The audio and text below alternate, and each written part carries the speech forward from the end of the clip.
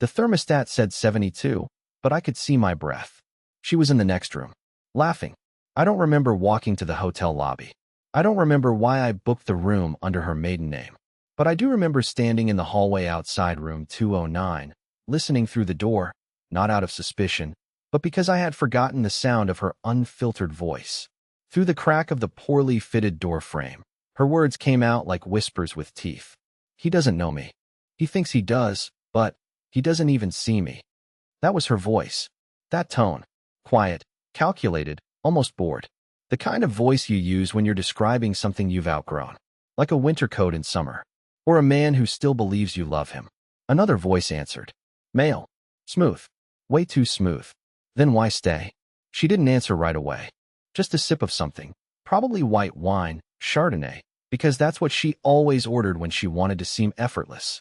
Because it's easier. That one stung. She wasn't crying. She wasn't angry. She was calm.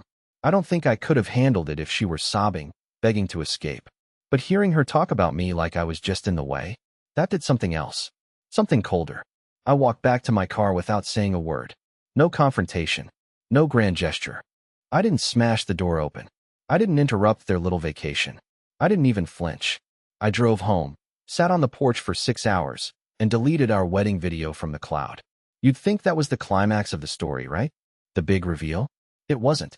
That was just the overture. Because what I found the next morning, buried in her nightstand, tucked between her skincare samples and expired NyQuil, changed everything.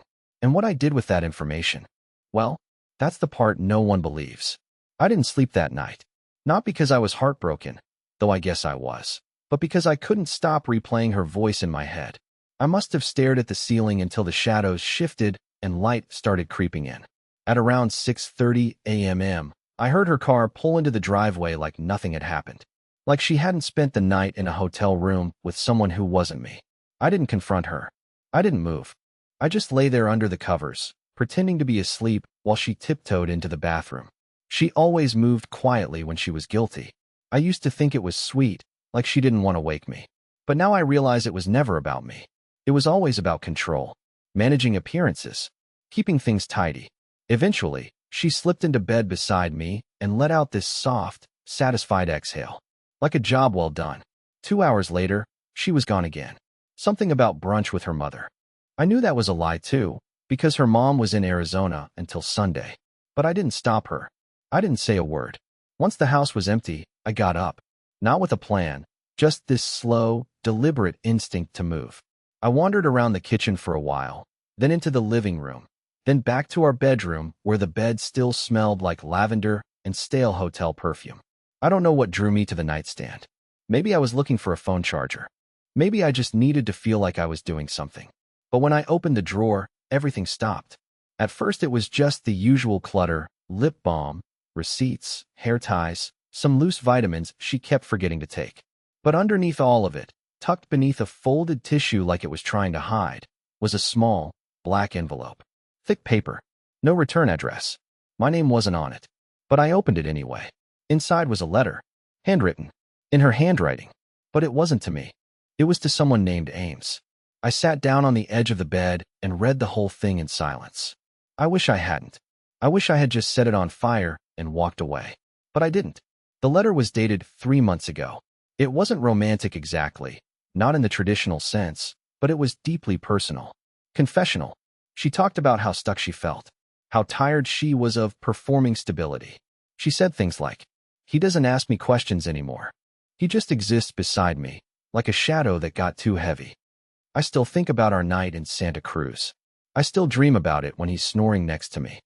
I know this makes me a coward, but I'm scared of what would happen if I blew it all up. I'm not ready to start over. Not yet."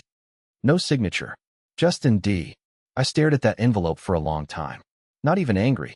Not even shocked. Just hollow. Like I was realizing the house I lived in wasn't made of bricks but cardboard, and I'd just walked into the first rainstorm. Ames. I had never heard that name before. Not a coworker. Not a friend. Not anyone I could place. Which somehow made it worse. Who was this ghost she was bleeding her heart out to? Who the hell was I sleeping next to? I put the letter back exactly where I found it. No fingerprints. No clue I'd ever seen it. Then I sat on the front porch for hours, watching leaves fall off the birch tree in our yard like time shedding skin. I didn't know what I was going to do yet, but I knew one thing for sure. This wasn't a marriage. This was a stage play, and I was the idiot actor who thought the applause was real. What I did next wasn't noble. It wasn't brave. Some people would probably say it was pathetic. But if you want the truth, you'll get it. Because later that night, while she slept beside me like nothing was wrong, I installed a voice recorder in her car. And that was the first domino. Installing the recorder wasn't some high-tech, cinematic thing. It was a $39 device I ordered off Amazon a year ago when I suspected our neighbor was stealing our packages. I never actually used it. It sat in the junk drawer between expired batteries and half-dead pins until that night, when I finally gave it a purpose. I waited until 2:12 a.m. She was snoring, deep in the kind of sleep only someone with no guilt can have. I crept out of bed, barefoot, heart pounding like I was about to rob my own house. The floorboards creaked. Of course they did. And I froze every time, terrified she'd stir. But she didn't. The garage was freezing. Her car, a silver Lexus I had mostly paid for, sat there like a sleeping animal. I opened the passenger door, crawled halfway inside, and slipped the recorder into the glove box. I wedged it under a pile of napkins and the user manual so it wouldn't rattle. Then I hit record, made sure the battery was full, and backed away like I was handling a bomb. I slept less than 2 hours that night. Every blink felt like a threat. The next morning, I acted normal. Made her coffee. Asked about brunch. She lied, obviously. Told me her mom was still dealing with sciatica. She even faked a phone call later, walked into the guest room, and did the whole one-sided dialogue thing, like she was performing motherhood for an invisible audience. I almost applauded. By noon, she was gone again. This time in yoga pants and a flannel, claiming she was going to a wellness class with her coworker Bria. She kissed me on the cheek before leaving, which she hadn't done in weeks. It made my skin crawl. The car backed out. I watched from the kitchen window like a man watching his own life drive away. I gave it 6 hours. I wanted to wait longer, but I couldn't. I was shaking by the time I opened the glove box. I had to play the audio 3 times to make sure I wasn't hallucinating. It started simple. Music. The click of her seatbelt. Then her voice. "You there?" A man's voice answered. Calm. Familiar. "Yeah.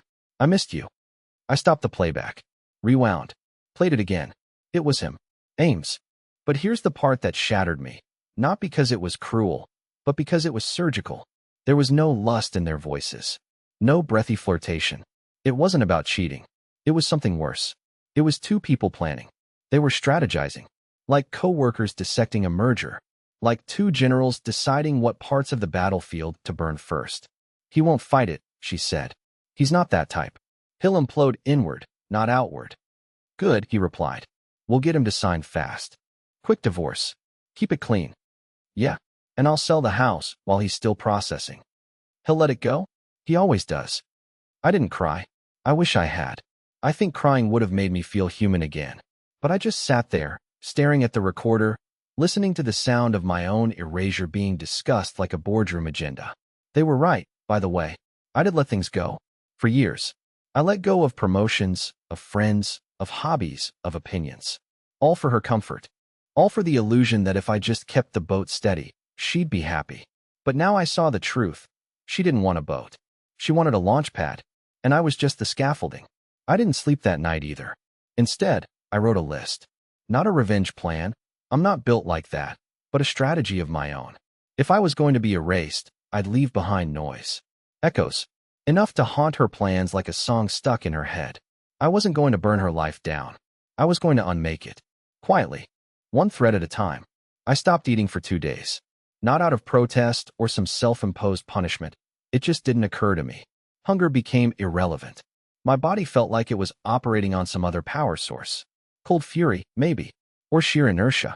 Every time I thought about chewing food, I imagined her lips pressed to Ames' ear, whispering about her next move like I was just some chess piece they needed off the board. But even while I was starving, I was planning. I started small. I made a list of everything that had my name on it. Joint accounts, titles, digital subscriptions, retirement plans. I quietly removed myself from the ones that wouldn't draw attention. Changed passwords.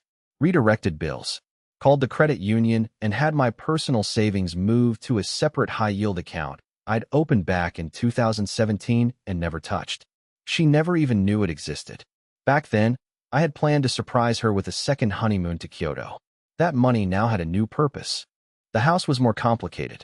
It was technically in both our names, but I had been paying the mortgage entirely for the last 3 years.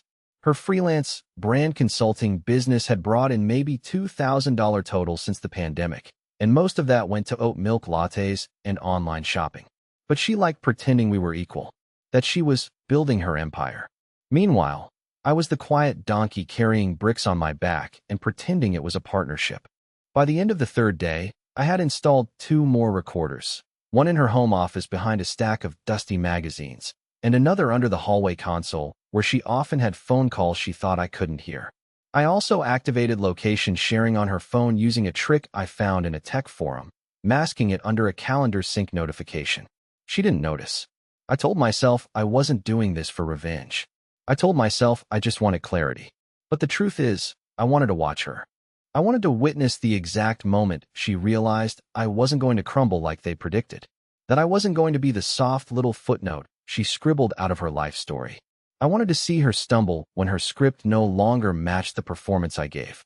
That Thursday, I went to work like normal, said good morning to everyone, smiled at my supervisor, ate lunch in the break room.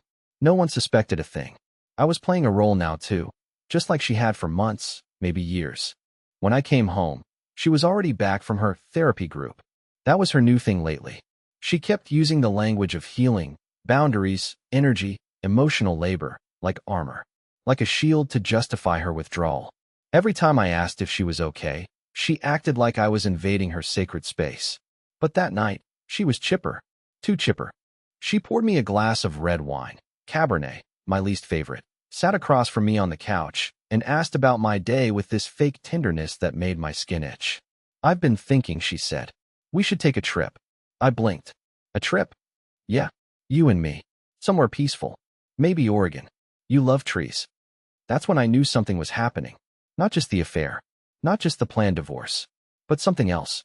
Some tactical pivot. Her voice was too light, too rehearsed. She was laying bait. I played along. I smiled. I even made a joke about bringing our sad little ficus so it could see what real nature looks like. But deep down, I knew. She was trying to soften the landing. Guilt was creeping in. Or maybe doubt. Maybe I wasn't following the script closely enough. Maybe my silence had become suspicious. That night, I listened to the new recordings. She hadn't called Ames. Not once. But she had made a call. To a lawyer. I couldn't hear much. The audio was muffled, and she spoke in code. But I caught phrases like fast-track process, and if he doesn't contest, it'll be seamless. She also asked if she could list the house while divorce proceedings were pending. My name never came up directly, but it didn't have to. She had flipped the hourglass. The countdown had started, and I was still pretending to be asleep. The next morning, she left early, said something vague about needing space. I watched her drive off, then went straight to the closet and pulled out the envelope again. The one addressed to Ames. And that's when I noticed something I hadn't before. There were more letters. 6, to be exact. All hidden under the lining of her makeup bag. Each one folded neatly, some going back over a year. All of them addressed to him. Each one darker. More intimate. More cruel. One in particular ended with this line. He wouldn't survive knowing who I really am. He thinks I'm porcelain. But I'm the blade. I sat there holding that letter until my hands went numb. Not because I was shocked. Not anymore. But because I realized she wasn't just done with me. She loathed me. And in that moment, I didn't just want to stop her. I wanted to break her narrative. If I was a ghost in her life, then I'd become the kind that haunts. Not with rage. Not with violence. But with presence. Unshakable. Unexplainable. Unseen. And the first step? Letting her think I was one step behind. When in truth, I was already 2 steps ahead. I started leaving things slightly out of place. Just enough to register in her subconscious. Nothing dramatic. Nothing you could accuse someone of. A drawer that used to stick was suddenly gliding open. A photo from our honeymoon, one she thought she'd hidden in the attic, now sitting inside her journal. The toothpaste squeezed from the bottom instead of the middle. Her favorite cardigan, the cream one she always wore when she was anxious, placed at the edge of the bed instead of folded neatly in the closet. It wasn't revenge. Not yet. It was erosion. I wanted her to feel it. That creeping feeling of being watched, of someone brushing past you when the room is empty. I wanted her to feel what I had felt for years, uncertainty, displacement, like the ground beneath her was subtly shifting and she didn't know why. It wasn't about making her scared. It was about making her unsure. That was always her superpower. Her certainty. She moved through the world like nothing could touch her. Like everyone else's emotions were minor inconveniences on her way to alignment. That Sunday, she told me she was going to a yoga retreat in Mendocino. 3 days, no phones, just breathing and realigning my root chakra, she said with a smirk, like she was daring me to laugh. I didn't laugh. I nodded, told her I'd be fine, and helped her pack. I even kissed her goodbye in the driveway. She wore sunglasses too big for her face, like some kind of morning celebrity. I watched her drive away, then turned back into the house and started working. First, I printed copies of all the letters. Every single one addressed to Ames. I didn't scan them. That would leave a trace. I used my company's printer on Saturday morning when no one was around. Then I sealed each copy in an envelope, identical to the ones she used, and labeled them with random numbers. No names, just a stack of secrets. Next, I updated the passwords to our streaming services. Hulu, Netflix, even Disney Plus. Changed them all to the same phrase. He sees you 2023. She'd notice eventually. That was the point. The morning of the second day of her retreat, I took her car for a wash. Instead, I visited the lawyer she had quietly contacted the week before. His name was Alan Granger, and according to the firm's site, he specialized in compassionate, clean break separations. That gave me a laugh. I booked a consultation under the name Jordan R. and sat in his waiting room reading a Forbes Women magazine until they called me in. He didn't recognize me. Why would he? To him, I was just a potential new client, another half of a crumbling marriage. I sat down across from him and asked one question. What happens if one party discovers strategic concealment of financial intentions prior to formal filing? He raised an eyebrow. Is that happening in your case? I just smiled and said, hypothetically. He started talking about prenups, about forensic audits, about paper trails and intent. I let him ramble. I even took notes. But what I was really doing was studying him. This was the man she thought would help her sever me cleanly. I wanted to see his face. I wanted him to see mine. Before I left, I asked for a card. He gave me one. I didn't shake his hand. When I got back home, I placed the card in her nightstand drawer, right beside the original letters. Then I waited. She returned from the retreat late on Wednesday, smiling, relaxed, glowing like someone who just spent 3 days breathing in eucalyptus and bathing in the fantasy that she was on the cusp of her next chapter. I greeted her at the door, told her the house felt too quiet without her. She hugged me tight, almost convincing. Then she walked into the bedroom and stopped. She didn't scream, didn't accuse. She just stood there, staring at the nightstand drawer, which I'd left slightly ajar. Something wrong? I asked from the doorway. She turned, forced a smile. No, just tired. But I saw it. The first flicker of panic. And I knew. She wasn't sure anymore. She wasn't sure what I knew when I knew it, or how deep I was inside the machinery she had built. She wasn't sure what had moved or what was still hidden. She didn't know if she had made a mistake, or if she had underestimated the man she thought was too weak to do anything but disappear. And that uncertainty? That was the sharpest blade I had ever held. For the first time in weeks, I slept through the night. It wasn't peace that let me rest, it was control. For the first time in what felt like years, I wasn't waking up beneath the weight of her moods, her cold silences, or the invisible checklist of expectations I could never fulfill. I slept because I knew something had changed. She wasn't sure of herself anymore. And a woman like Darlene, someone whose power came from calculated certainty, wasn't designed to handle doubt. The next morning, she moved slower. Not out of fatigue, but caution. Her steps down the stairs were lighter, as if each one might creak and betray her. She didn't ask me to make coffee like she normally would. Instead, she offered. That alone would have triggered alarm bells 6 months ago. Now, I just smiled and let her. Watched her fumble with the French press she had insisted on, but never learned how to use properly. She spilled grounds on the counter, didn't clean them up. I think she was waiting for me to say something. Anything. About the nightstand. About the card. About the envelope that had mysteriously returned to the top of her drawer, even though she swore she had hidden it beneath 3 layers of fabric softener sheets. But I didn't say a word. I just sipped the coffee and asked if she'd watered the ficus. She hadn't. Around noon, she left for work, which was code for something vague: consulting, meetings, planning sessions. I didn't ask. I already knew where she was going. The location tracking app one had rigged through her iCloud calendar told me she had scheduled a lunch at a restaurant downtown. Not one she'd usually pick, but one Ames had favorited on his old Yelp reviews. She didn't know I had found those. She didn't know I was tracking him now too. While she was gone, I did something that surprised even me. I went into her home office, normally a place that felt sterile and performative, like a stage set for a personality she crafted online, and I sat in her chair. I spun slowly. I looked at the vision board on the wall with its quotes about rebirth and courage. I flipped through the half-used journal on her desk, where she had written things like "trust the vibration" and "shed the small skin." But wedged between 2 pages, I found something else: a printout of a rental application. A 2-bedroom townhouse across town. Lease starting in October. Her name on the form. No mention of me. I checked the date. She had printed it 2 weeks before the retreat. So this was never about healing. It was exit choreography. I took a photo with my phone. Then I carefully folded it, placed it back between the pages exactly as I found it, and stepped away from the desk. That night, she was quiet.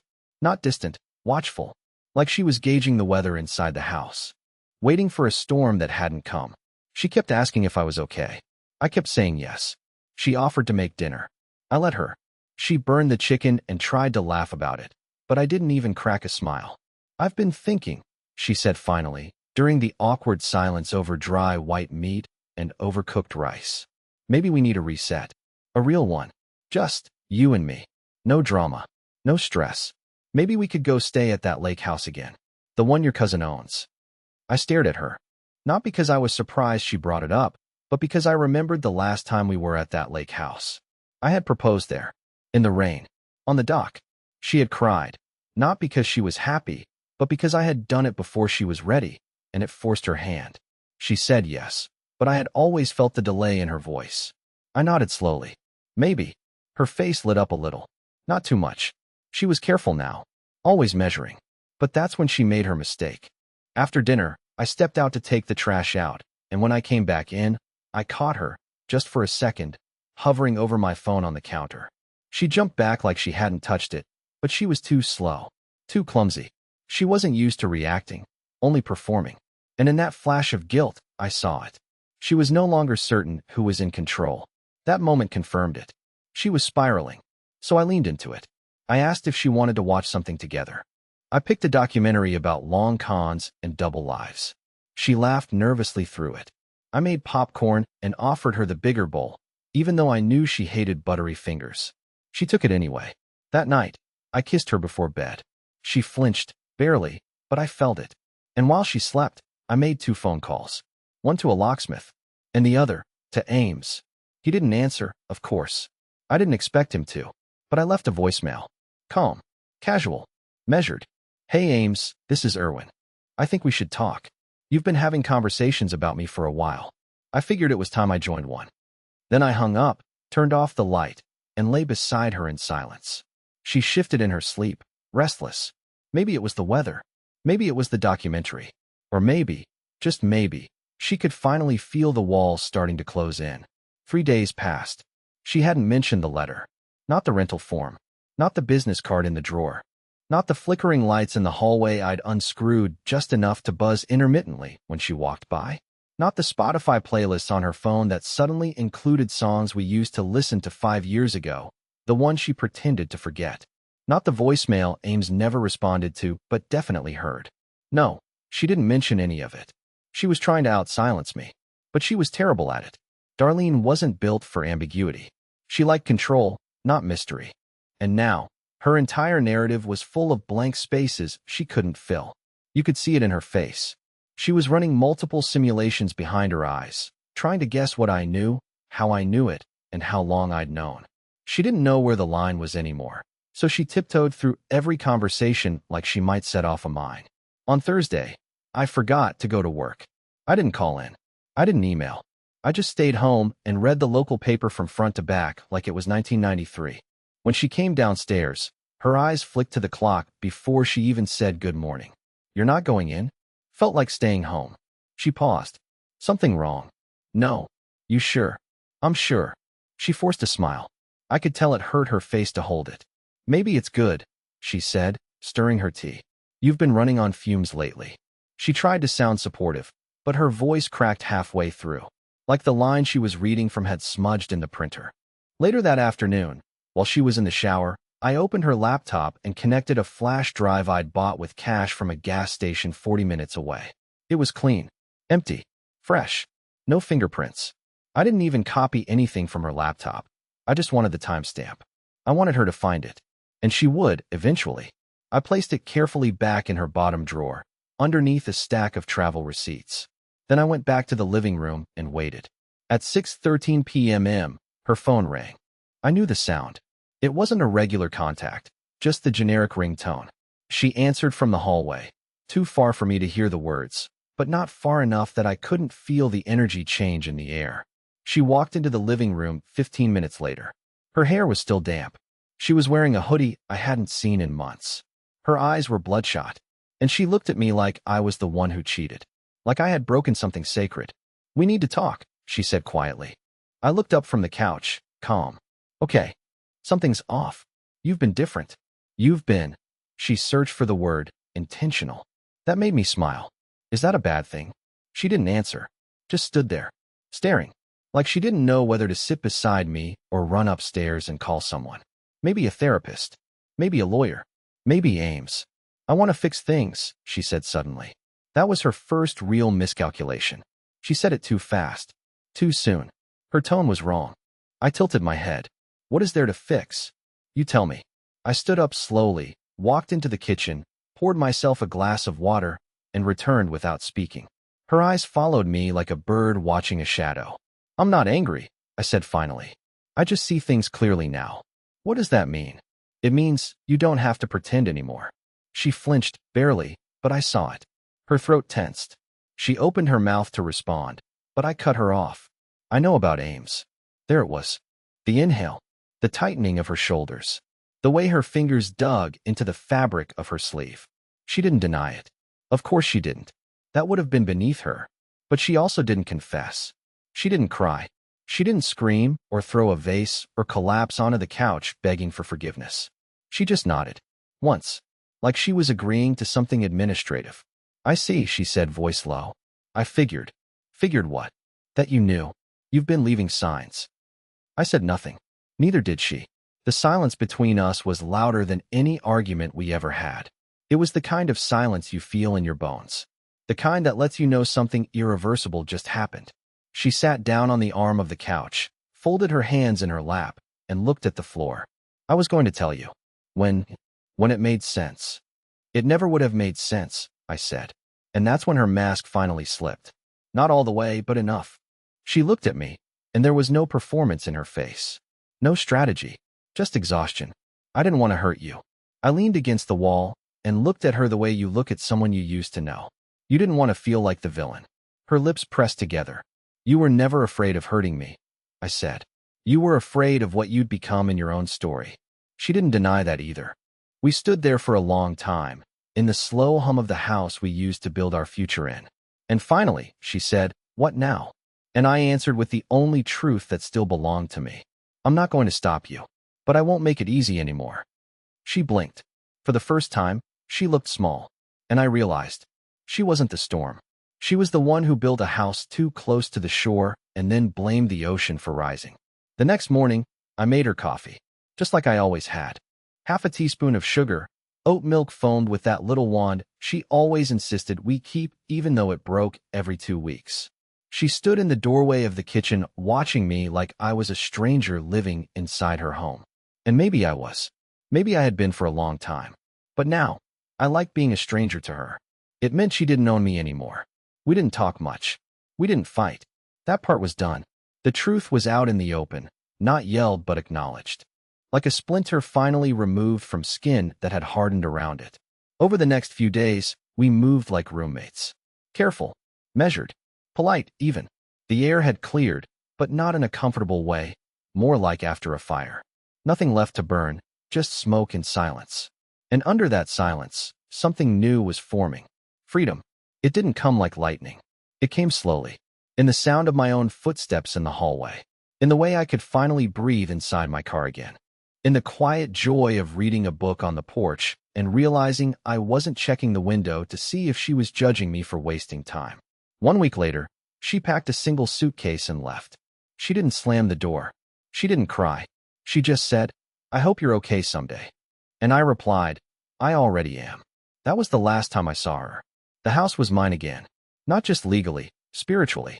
I cleaned out the bedroom, sold the couch we picked out together because I could never sit on it without hearing her rehearsed laughter, painted the kitchen a deep forest green, replaced her vision board with a framed photo of my niece's drawing of a dinosaur in a top hat. Every small change felt like air returning to lungs. I reconnected with people I had pushed aside for her peace. I called my sister. I joined a weekly board game night at the library downtown. I started volunteering at a shelter on Sundays, not to look good, but because I wanted to feel useful again. Real. One afternoon, months later, I took a long drive up the coast. No destination, just music and open road. I pulled over near a bluff overlooking the ocean, climbed out barefoot, and sat on the hood of my car. I didn't cry. I didn't feel bitter. I just existed. And for the first time in years, existing was enough. Somewhere in that space between grief and clarity, I forgave her. Not because she deserved it, but because I didn't want to carry her anymore. And somewhere in that space, I forgave myself, too, for staying too long, for doubting my own worth, for folding myself smaller and smaller until I almost disappeared. But I didn't disappear. I stayed. And I became.